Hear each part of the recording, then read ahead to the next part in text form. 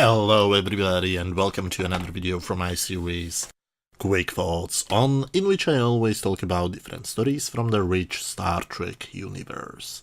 30 years and a bunch of weeks ago, the next episode of Star Trek The Next Generation premiered. It was called The Schizoid Man, and these are my honest opinions about it. It's been a while since I managed to talk about Star Trek The Next Generation on this channel, and I'm sorry for it. I will try to catch up to the originally planned schedule as soon as possible. This story begins with the Enterprise receiving a distress signal, as many times before and many times later.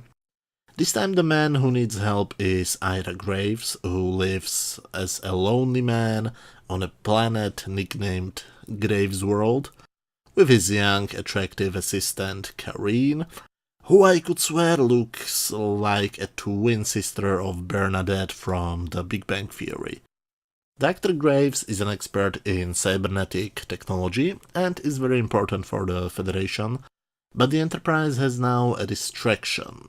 They received a second distress call, this time from the USS Constantinople, who is transporting something like 2,000 colonists, and thanks to an explosion they suffered a serious hull breach.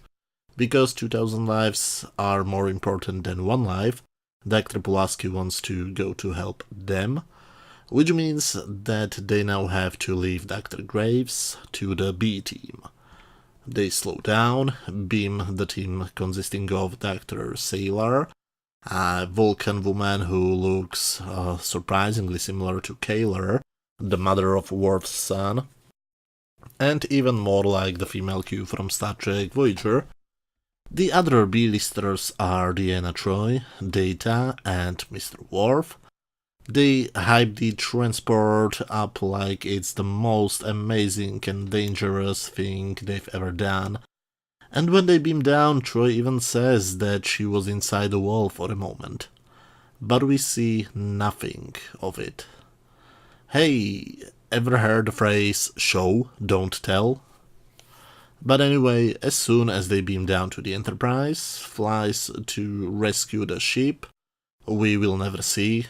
So, they are on their own, or in other words, what happens on Graves World stays on Graves World.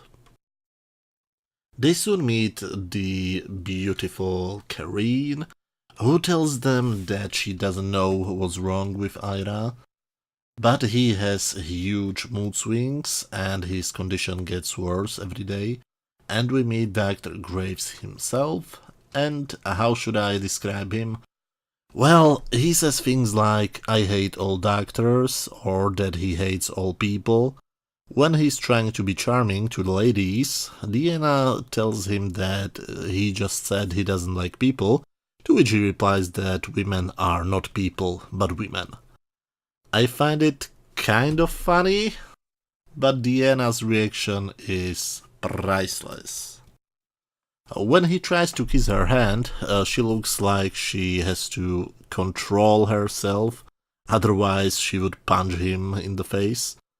I don't know why people make fun of Marina Sirtis. I thought she was amazing on the show, and these tiny little moments keep reminding me why I was such a huge fan of her. While he thinks he's being charming to Deanna, Dr. Sailor, and I guess I'm pronouncing it incorrectly, sorry for that, but the Vulcan doctor checks him with her tricorder. He has the last few days of life in front of him. He doesn't seem to care, because he wants to meet Data. Immediately he recognizes that Data is the work of Dr. Sung, and because he taught Dr. Sung a lot, he considers himself to be the father of Sung's work, and therefore somehow the grandfather of Data, which means Data and him will have some nice bonding scenes. Well, nice, that's a relative term. Graves tells Data that he plans to cheat death, and that he found a way how to copy his brain into a computer. And Data tells to his grandfather that he has an off switch. Yes, just tell your biggest secret to the man you have known for a couple of hours. I mean, what could possibly go wrong, right? The next time we see Data, he simply says to the rest of the away team that Dr. Ira Graves has just died in his arms. And to be honest, just from Brent Spiner's really good performance in this episode, when I've seen it for the first time, I honestly thought that Data has murdered Ira. We then get back to the Enterprise. The crisis on the USS Constantinople was so serious that it wasn't worth showing to us. Okay, sure. That's slightly disappointing. I was hoping for a big action scene, but thankfully the main story is interesting enough. Kind of, again. Data is questioned by Picard why he didn't call Dr. Cellar when he has seen that Ira's end is near. But Data has a perfectly logical response. Why would he do something like that when they all knew he was terminally ill and she could do basically nothing for him? Then we get a very bizarre funeral scene, when all talk in the transporter room, while the coffin is on the transporter pads. Well, that's not weird, I guess. Data also wants to have a speech, but when he starts saying things like look at his face when he stares at a dead guy, or to know him is to love him, Picard stops him. Why? Doesn't every funeral need a comedic performance? I mean, it wouldn't be more inappropriate than what they do next. Dr. Graves was a valuable scientist, and he was so important that they simply dump his body into space. This was never truly explained in the episode. I know that they did something similar to Spock's body in the end of The Wrath of Khan, but that was 100 years ago and during a very special situation. So are they trying to tell us that this is what they do with all crew members who die on board? Is space filled with coffins? Or do they do this only with special people? Is this considered to be a very honorable way how to deal with bodies?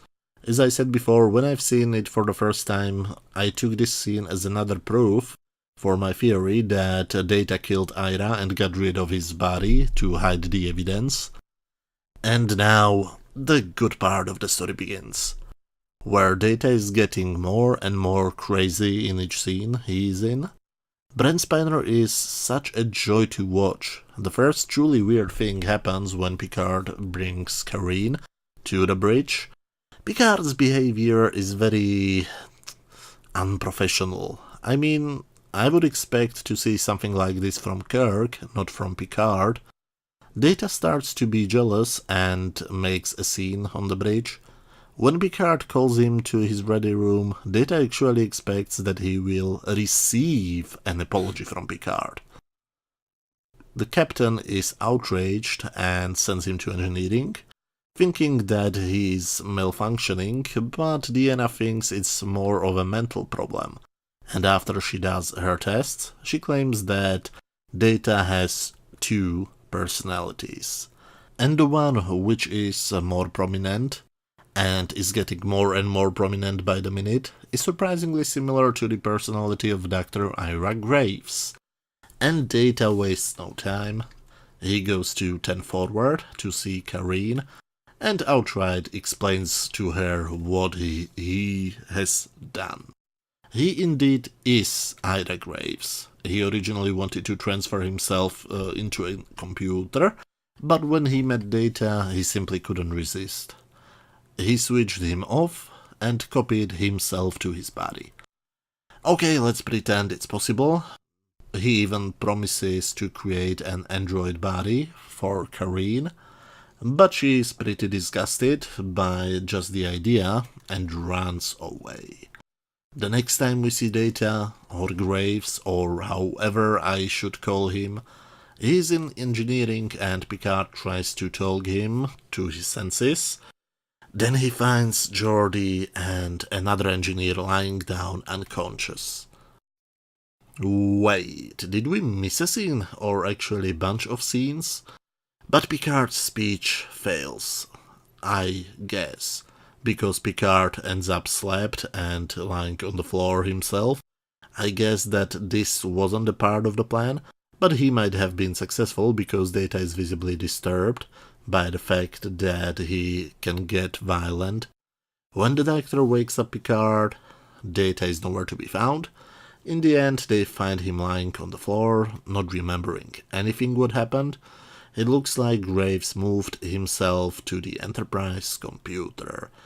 So, for the next 5 years, the Enterprise computer is actually a dead scientist? That's a strange idea. This episode belongs to the worst possible group of episodes. It's okay. Nothing more, nothing less. There is not really that much to say about it. I mean, this is one of the episodes which you watch, then you say to yourself, oh, that was okay, I guess, and immediately forget it. I'm not saying it's bad, because it isn't. It's not even very good. It has a bunch of very interesting ideas, and I absolutely love Brent Spiner's acting in this one. But that's it. On my standard scale from 0 to 10, where 0 is complete garbage, 10 is a masterpiece, and 5 is just average, I would give this episode 5 out of 10.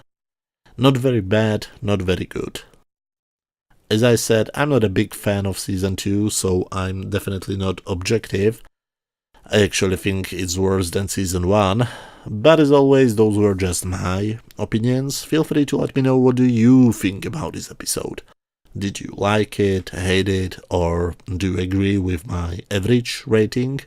Let me know your thoughts down in the comment section. If you like this video, please hit that thumbs up button, and if you have some free time, feel free to watch any of the other videos on my channel. You should see some links on screen right now.